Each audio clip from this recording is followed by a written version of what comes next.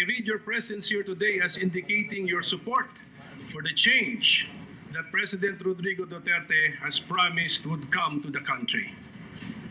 Inevitably then, as a part of the machinery of government, change must also come to and from the Senate. One evidence of that change coming to this chamber is the fact that you, my dear colleagues, have made it possible for the lone representative of the PDP Laban to be elected as the president of the chamber. And why did this happen?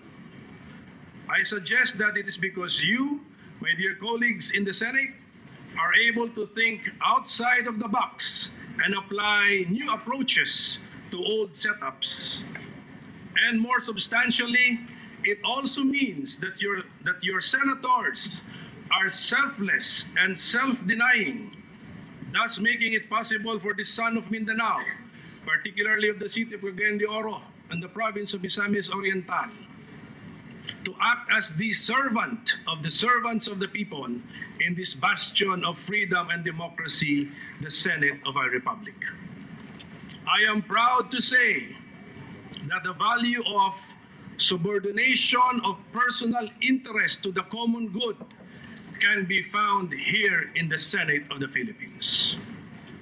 I also find it greatly gratifying that for the first time in the history of our country, a Mindanaonon, Rodrigo Duterte, the extraordinary mayor of Davao City, has assumed office as the newly elected president of the nation.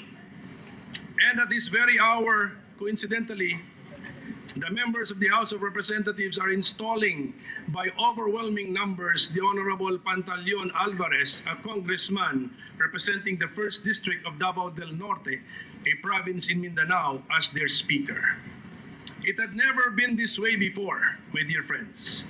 In fact, for a long time, the people of Mindanao have felt excluded from the center of political power that define policies and programs for the progress and development of the nation.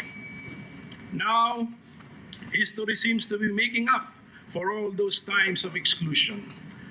And it is now mandating that the two main branches of our tripartite governmental setup, namely the executive and the legislative departments, be led by individuals from Mindanao.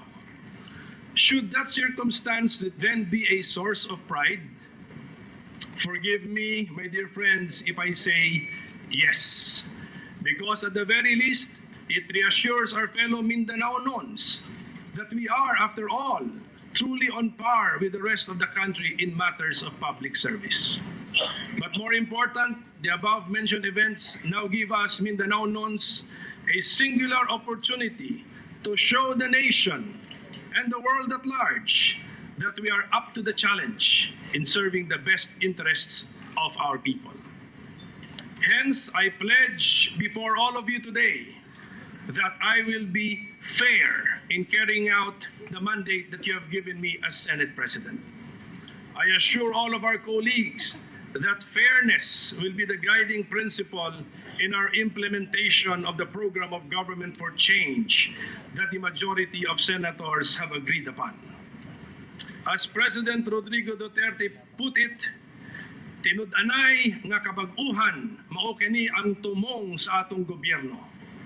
The introduction of genuine and meaningful change is the purpose of this administration.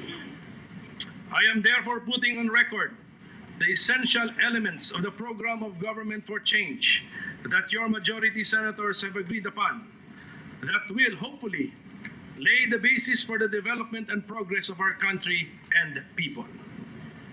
We dedicate ourselves to the all-out search for peace in our land. We will move for the adoption of a federal system of government. We support the all-out war against crime, drugs, and corruption. We will reform our taxation system and make it more just and truly progressive. We will strengthen the rule of law and make our justice system work. We will reform the budget and declare a war on waste. We will call for sustainable and inclusive economic growth. We will protect the environment. We will deliver quality education and quality health care. We will fight abuse and the abusive. We will focus on the needs and the situation of the helpless and impoverished members of Philippine society, especially the sick, the elderly, and the children, because they need the help of government more than the others. But even as we will do what needs to be done for the good of our people, pursuant to our mandate as legislators, we will also support the legislative initiatives that President Rodrigo Duterte envisions as necessary to promote the public welfare. In short, my dear colleagues, if we follow the mantra, the poorest first, the poor second, then we will never go wrong.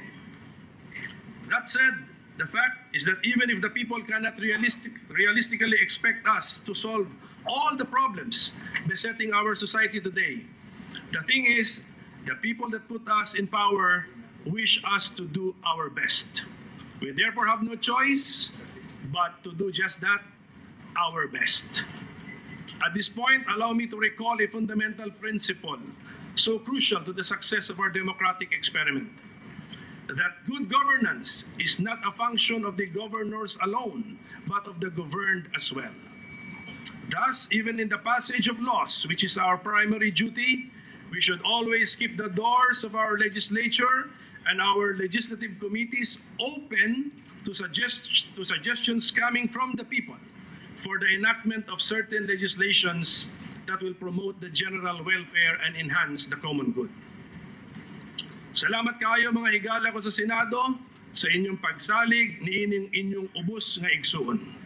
Especially to Senator Franklin Drilon and his team, as well as to Senators Tito Soto and Loren Legarda and their group, without whose support, this event would not have come to pass.